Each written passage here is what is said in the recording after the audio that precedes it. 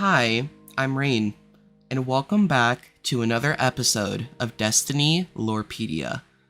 Today, I want to talk about a newer character that we were introduced to in the Witch Queen DLC.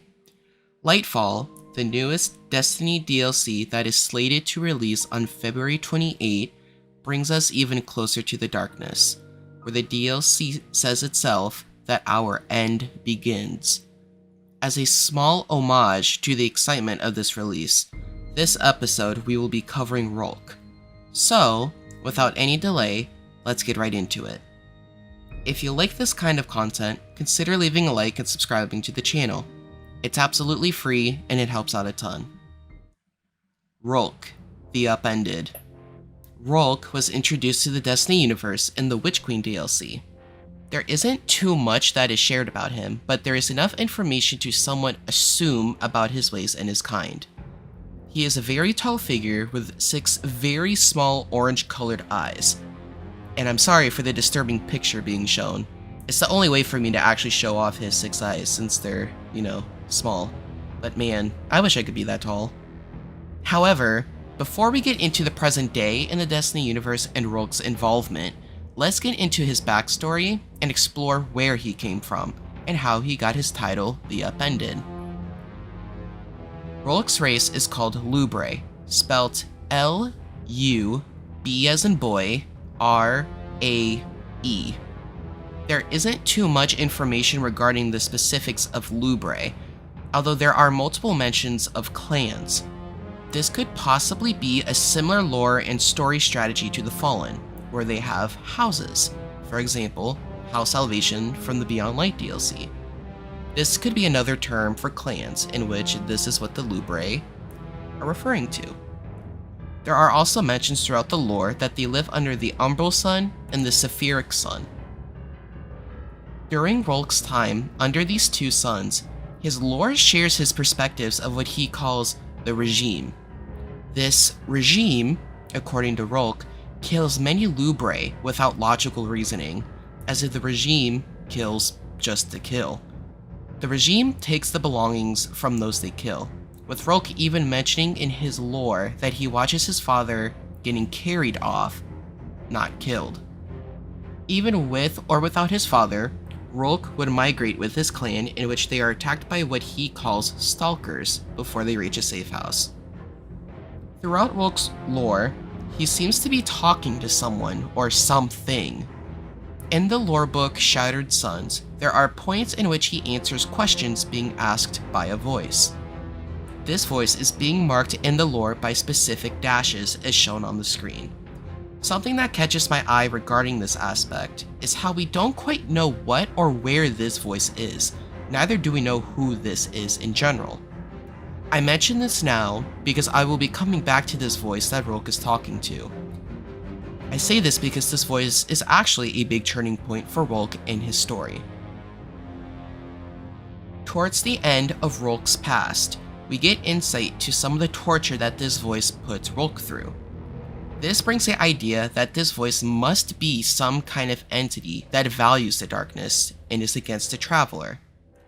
This torture is shown in the Isolated chapter of the Shattered Suns lore book, where this voice makes Rhulk relive a memory in the past. Rhulk is constantly asking the voice to stop, but the voice persists on continuing this torture while asking him why, in which Rhulk replies with the fact that he does not want to relive the memory of a mass extinction. However, the voice insists that reliving the painful memory is an opportunity in which most people would want to die for, and the chance to relive their greatest moments.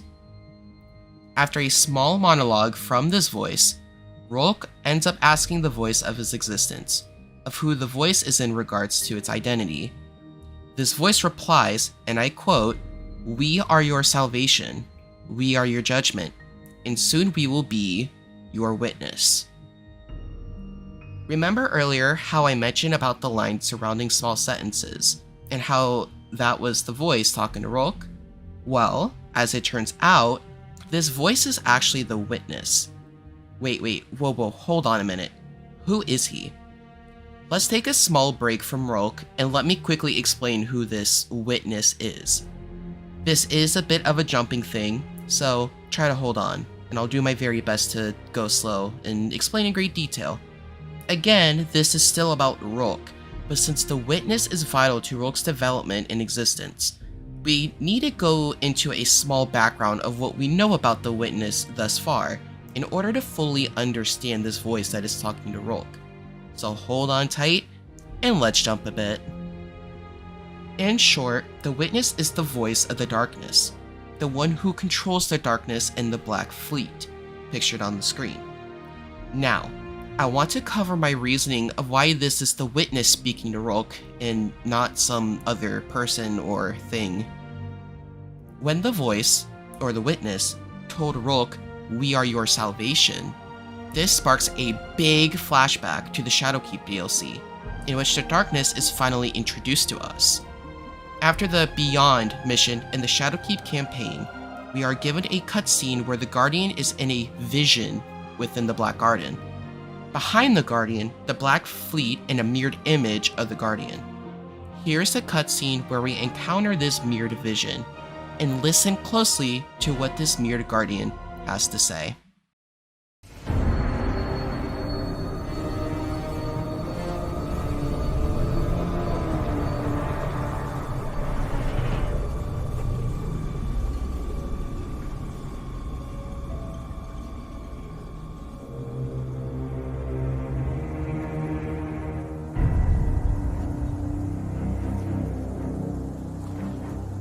You made it.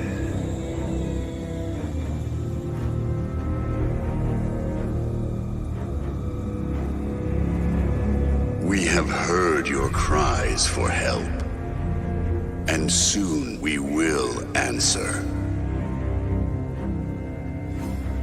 Who are you? Don't you recognize us? We are not your friend. We are not your enemy. We are your salvation.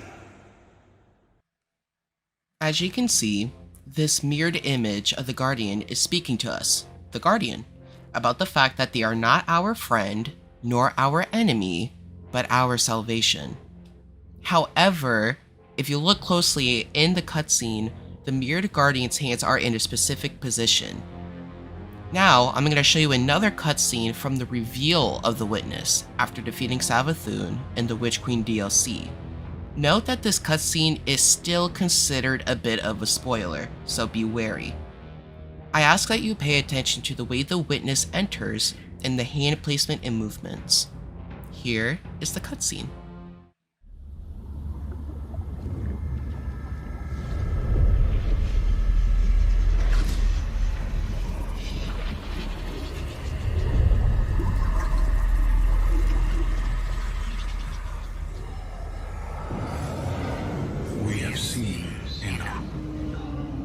The children of soul cry out for salvation.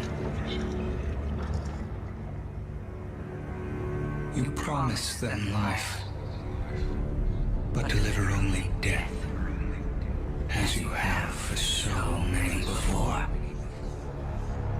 Enough. Enough death. Enough life. You have no pieces left to place. The game is over. Do not be afraid. Your pale heart holds the key. This time, there is no escape. Compared to the hand placement of movements in the Shadowkeep cutscene and the Witch Queen DLC cutscene, this is further proof that the entity is indeed the witness. Also, during the cutscene I just showed you, the witness also mentions how, and I quote, "the children of soul cry out for salvation." This slates the fact that the voice that Rhulk is being spoken to is indeed the witness. Now, let's head back into the world and lore of Rhulk. After consulting with the voice, or the witness, Rhulk is tortured again by another vision, shown to him by the voice. This time, the vision is revealed of Rhulk mass slaughtering his entire family, his entire kind, resulting in a shattered sky. After this vision, Rhulk emerges from a miasma-like wall, grabbing his glaive as he is greeted by the witness.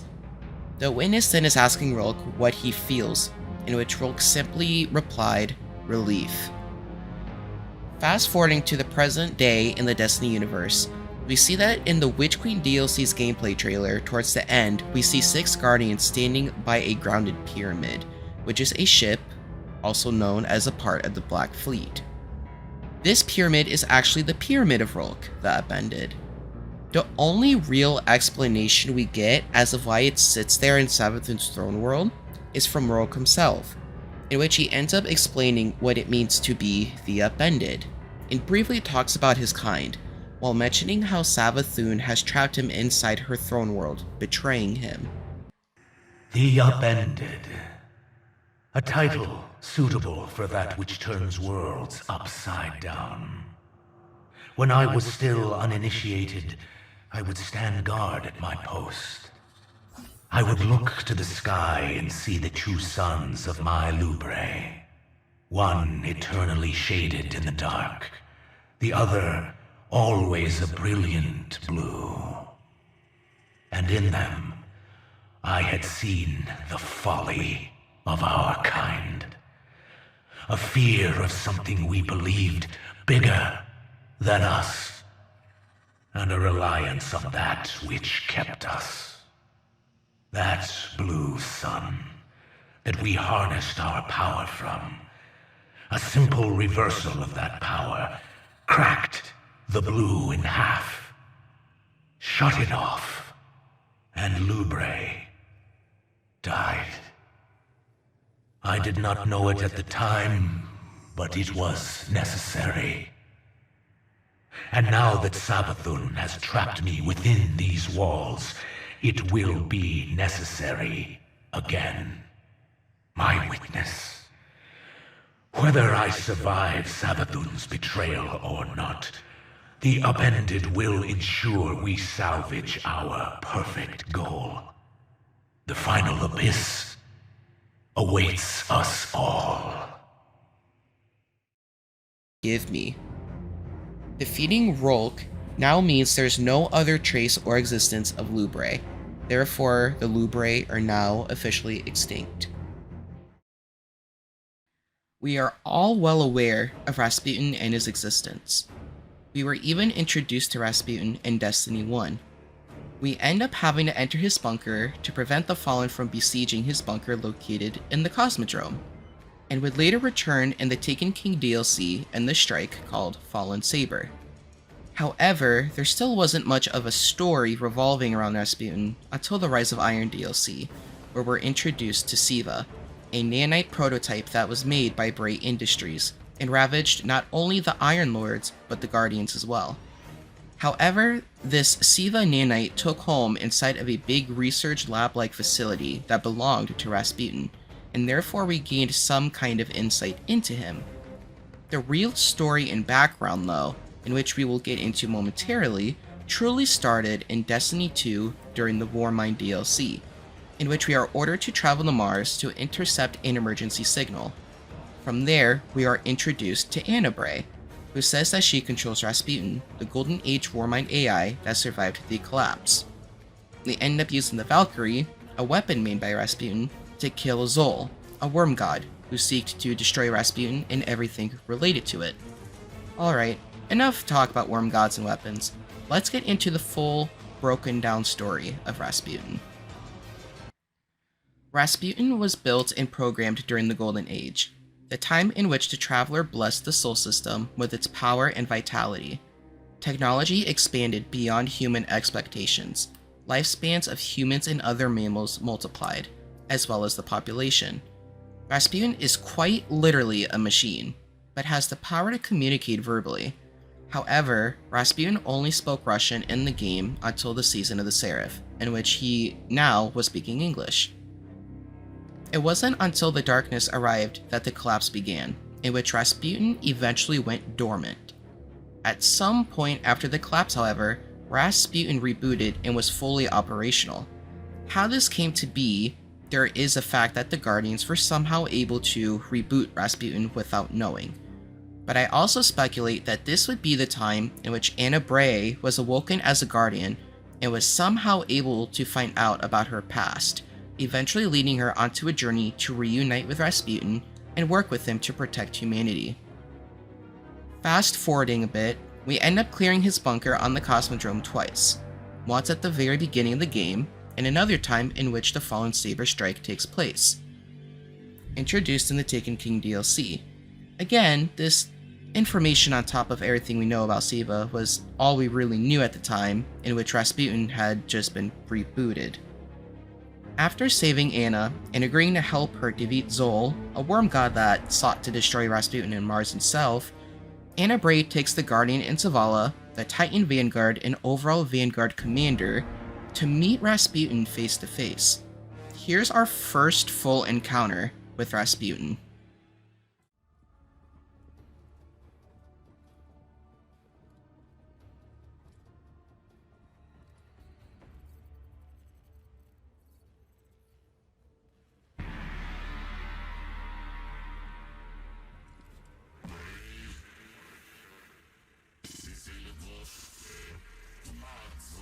The Bray family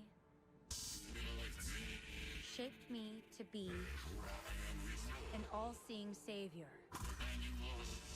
while your vanguard sought to wield me as a primitive weapon. But today, that ends, and I define the reality of my own existence.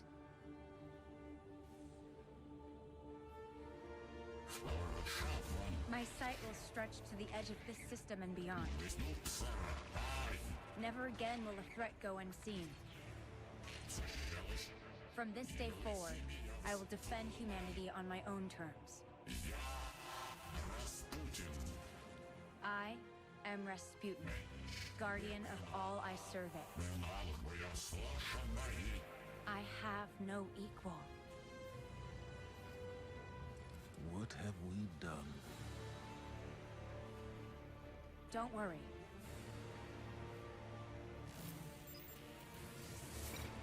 We've got this.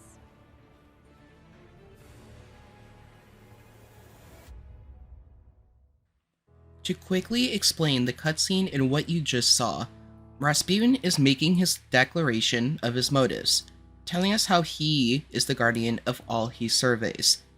Even though Anna Bray is the one talking, it's because she is translating what Rasputin is telling us, since this was during the time in which Rasputin spoke Russian. Now, after the Warmind DLC, we don't get to know much of anything regarding Rasputin until the Season of the Worthy.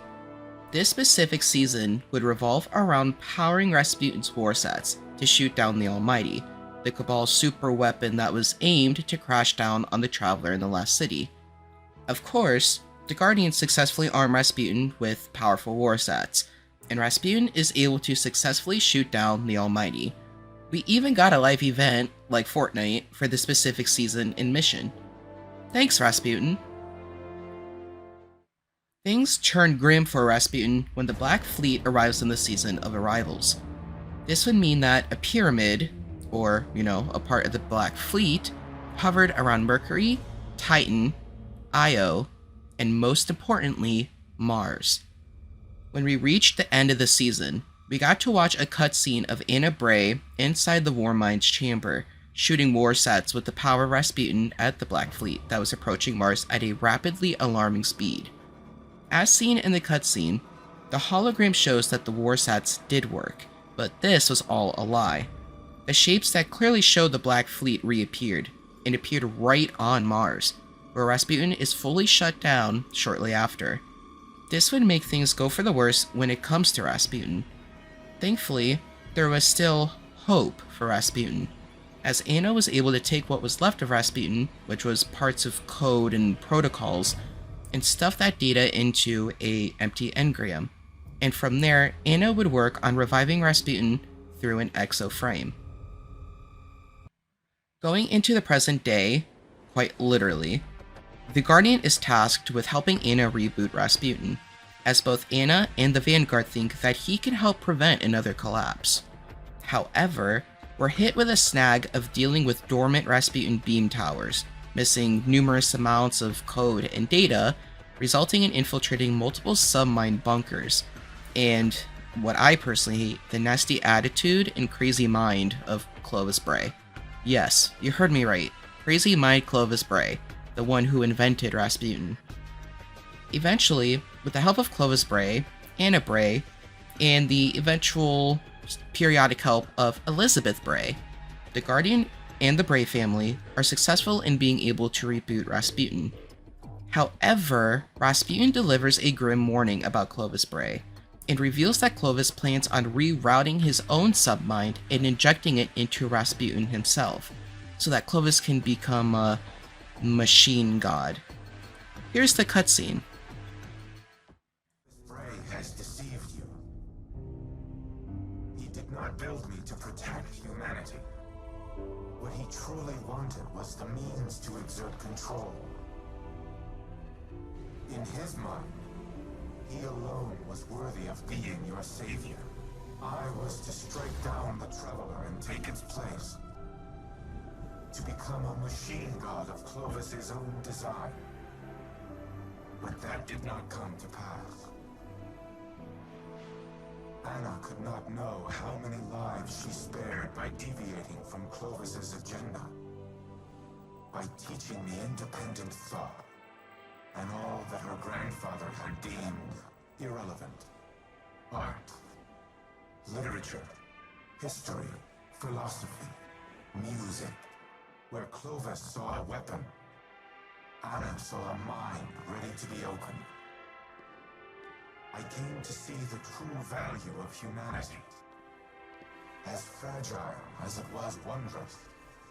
Something worthy of protection at any cost. So I rewrote Clovis's protocols, locked him out. He was furious, but powerless to stop me. Then, the collapse came for us all. I could not save Anna. I could not save any of them. I entered a state of dormancy, with the hope that I might one day reawaken and protect humanity once more. But now Clovis has awoken as well. A digital mind, the same as mine. He no longer seeks to use me as his proxy, but as his prototype. To upload his mind to my network and become a god himself.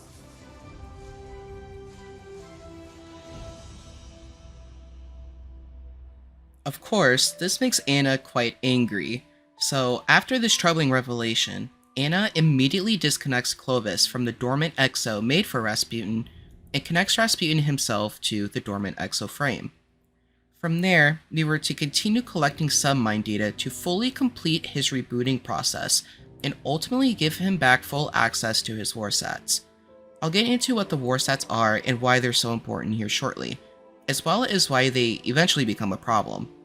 To this day, Rasputin's main priority is still to protect humanity from threats coming from afar, with the addition of preventing a second collapse from happening.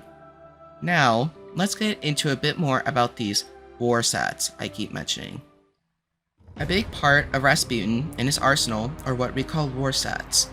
These Warsats themselves are 2 to 4 meters in diameter, is a dark gray color, and are composed of numerous triangular segments that make them approximately spherical. Several large antenna-like structures are also attached to the exterior of every Warsat. These Warsats have many uses, but are mainly known for massive destructive damage.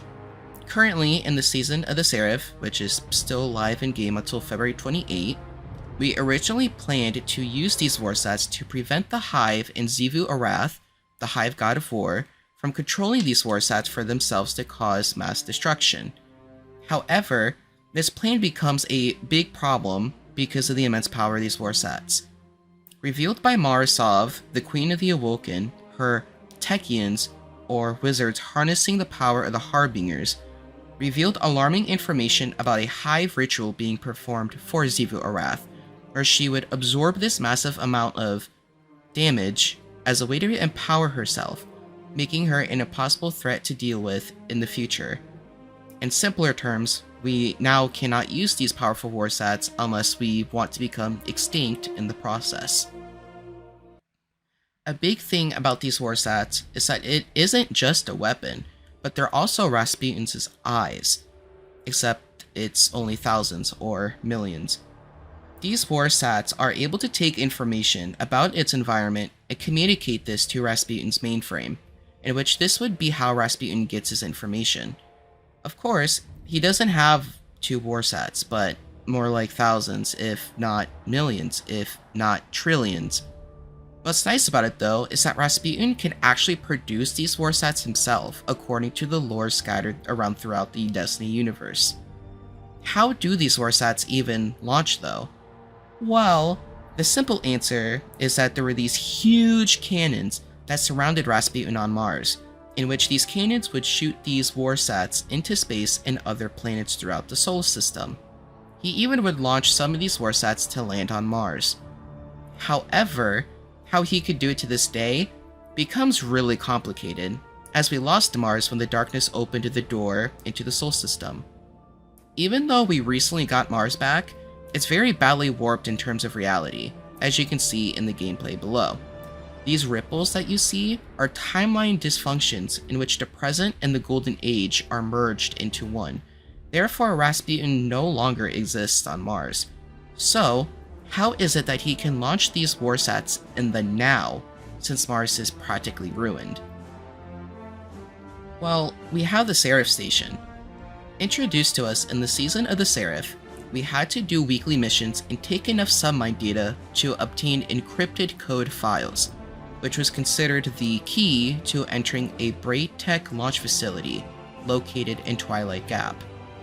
After getting access to the launch facility, we get to enter a launch pod that literally takes us from the launch facility to the Seraph Station, where it floats above Earth. The Seraph Station is the place where Rasputin is able to launch Warsats from in the current present day. Many people have asked me for my reasoning, and I'll share that with you. We know that after agreeing to help with the assistance of Clovis, we get insight of this station, in which he explains to us that multiple Warsats have been launched from this facility before, and can be used to launch the Warsats onto the Hive after rebooting Rasputin and connecting him to his Warsat network. Rasputin solidifies this logic when he discusses the fact he needs to access to the Seraph Station in order to launch the Warsats. This would be the virus we would inject at the end of the Seraph Station exotic mission. I've always valued the lore and story behind Rasputin, how he was able to survive the first collapse and is now trying to help humanity and the Guardians prevent a second collapse. It's definitely a big story change for him compared to what we knew about him when Destiny first started. There is, however, one last thing I want to talk about in this video regarding Rasputin, and this is perhaps a very big thing to talk about. The last thing we will talk about today is going to take us back into the life of the Iron Lords. We won't delve into the Iron Lords in general, so try to keep an open mind for this last topic.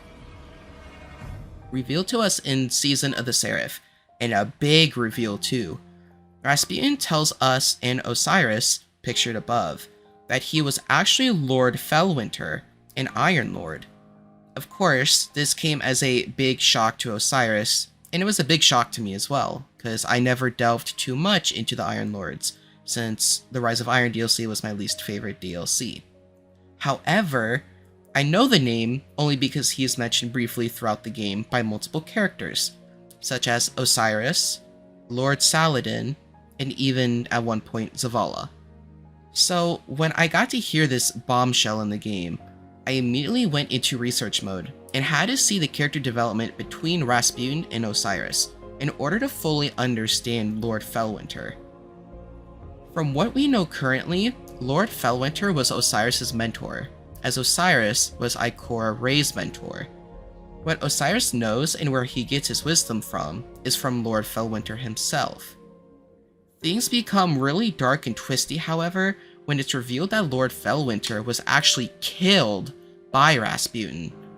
Of course, this doesn't make no sense, because Lord Felwinter was practically Rasputin in an exoframe, kind of like how he is now, but of course it's much different.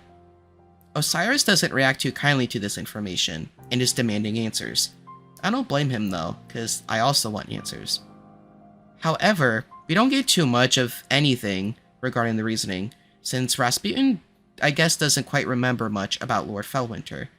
Of course, I still study any new information regarding this topic to this day, as it is a very complex idea, and much of what I know regarding this Rasputin was Lord Felwinter is based off of the information in very light scratches of lore-specific theories.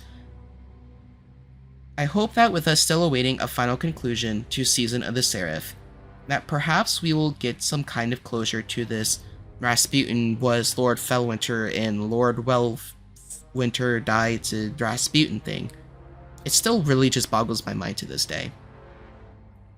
As the very last thing to talk about regarding Rasputin, these are my own thoughts and questions as to what we could see in the near future, whether it be tomorrow or at some point during the Lightfall DLC seasonal content. I question, will Rasputin be able to pull off saving us from another collapse? Does Rasputin actually give us the location of Neomuna, the new destination for the Lightfall DLC? Will we ever get closure regarding Rasputin's legacy as Lord Felwinter? And the biggest of them all, will Rasputin ever share the highly classified files we stole for him with Anna Bray? I ask these questions because answers to these questions could be very big for the game, and could even give better closure to the theories or speculations about Rasputin. Again, Rasputin is a Golden Age Warmind AI, capable of mass destruction and even extinction level damage. It was so bad that it was to the point where Zavala did not trust Rasputin at first. The Hive language, Hive runes. What's the similarity? Well, these Hive symbols are quite literally the language of the Hive. These symbols are put on these Hive runes as a way to insert spells or perform rituals. From our Guardian's Ghost scanning a Hive rune, he states, Hive runes draw their power from a different dimension, where there's no difference between a word and its meaning. When the Hive erode the barrier between our dimension and theirs, the rune for death brings literal death. This concept we hear from Ghost gives the basis of a rune that says death will literally just bring death. This could add speculation that if there is a rune for life, that such rune would literally just bring life. This enforces the fact that there is indeed no difference between the word and its meaning. When it comes to the Hive runes drawing their power from another dimension, however, this dimension could very well be the Ascendant Plane, which is a fancy saying for another dimension in the Destiny universe. However, because there are so many Ascendant Planes, there is no definite answer of where this would be.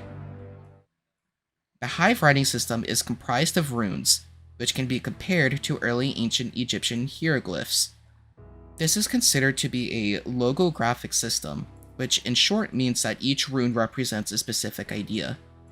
For example, the door rune is used as a lock for ritualistic doors, such as the door to the Temple of Crota. In total, the language of the Hive encompasses 35 glyphs. The breakdown of this is 18 character glyphs, 3 Court of Oryx runes, 4 interlocal ritual runes, 1 from the Black Hammer runestone, in which the other 2 runes on the runestone are part of the aforementioned character glyphs, 4 newly discovered runes on the cover of For Every Rose of Thorn lore book, 2 of which are a new type of rune, and 5 linear glyphs, which could be the Hive's version of numbers. The term alphabet is used very loosely here, because there isn't really a specific order for the glyphs, which in short means that the Hive don't really have an actual alphabet. This comes to 23 base glyphs total that are commonly used by the Hive. These base glyphs were first independently found on Oryx's Dreadnought and the Moon on various consoles. Each dial on the console was a row of the sigil. For example, in the Hull Breach on the Dreadnought, as seen above, there is a console used to summon Hive with the Wormsinger rune. This console has the 5th, 1st, 3rd, and 4th row of the sigil. There is another console in the Asylum, which is used with the Agonarch rune. This one has the 5th, 1st, 2nd, and 3rd row of the sigil. If you put the two together, you get the alphabet sigil present in Destiny 2. The base glyphs are used on a variety of things, including Shriekers, Hadium Flake chests on the Dreadnought, and Tomb Husks. In the picture I have on the screen, these are the 23 base glyphs in the Hive language. One thing I would like to point out is the very bottom row. As you can see, on the far left of the bottom row, it's quite literally a horizontal line. And to the right is the same horizontal line with one dot to the right. This continues until we reach the end of this row, in which we have the horizontal line with a smaller vertical line on the right side. My theory regarding this row is that the horizontal line are all these numbers, and the first one, with just the horizontal line, has a value of 1. The horizontal line with the smaller vertical line on the right side has a value of 5. As such, the horizontal line with 3 dots to the right side would be a value of 4. You would count the horizontal line first, then each respective dot after. Each vertical line would signal 4 dots, which makes this system eerily similar to the system of tally marks. This adds to the next theory that I will now be discussing. As such, this bottom row only has 5 sigils that are practically the same, but of course are different. Think of my theory of each sigil representing a number, with the far left being a value of 1, and the far right being a value of 5. My other theory adding on is that the number values is that we can actually use this knowledge to write out numbers beyond the value of 5. Let me explain this really quick. When looking at the sigil that represents the value of 5, if we were to add 1 dot to the right side of the vertical line, this would then be a value of 6. If we were to add 2 dots to the right side of the vertical line, this would then be a value of 7. However, this would mean that adding 3 dots to the right side of the vertical line would be a value of 8, and the same logic would apply to the value of 9. This would defeat the sigil purpose of the horizontal line with 1, 2, or 3 dots. Of course, the Hive language is complex and is different from other languages, so there can be exceptions, as we also have exceptions with the English language. This would mean that the horizontal line with 2 vertical lines on the right side would be a value of 10, with the first vertical line being the only one with a value of 4, and each vertical line after being a value of 5. Alright, enough about numbers. Let's talk about the Court of Oryx runes. Being independent of the alphabet sigil, there are 3 runes in the Court of Oryx. These runes are only present on Oryx's Dreadnought in the Court of Oryx area, the Hall of Souls to be specific. These runes are used to summon various Ascendant Hive, which in short are members of Oryx's High War. There are 3 different tiers to the Court of Oryx, which is represented by each rune: Reciprocal, Stolen, and Antiquated, as pictured above. To make the Hive language even more complex, some of these runes can be mashed together. In short, the different singular runes take 2 of these and merge it into 1 rune. For example, using this chart pictured above, these are actually the Court of Oryx runes that are variously mixed together. Looking at the sigil to the left, this sigil represents both the Stolen and Antiquated runes. The sigil on the far right represents all 3 Court of Oryx runes: Stolen, Antiquated, and Reciprocal. Now, taking this knowledge, which can still be quite confusing at this point, looking at this image is the interlopal ritual located in the Hall of Souls. Looking at each of the arrows pointing towards each specific sigil that is part of the ritual, It gives us a rundown of what two runes are used to make such specific sigil. However, this chart doesn't really show us the proper merging of the respective runes, so this really isn't the best example. This, however, still gets the point across in regards to runes having the capability to merge. In a way, think of it as making a whole word.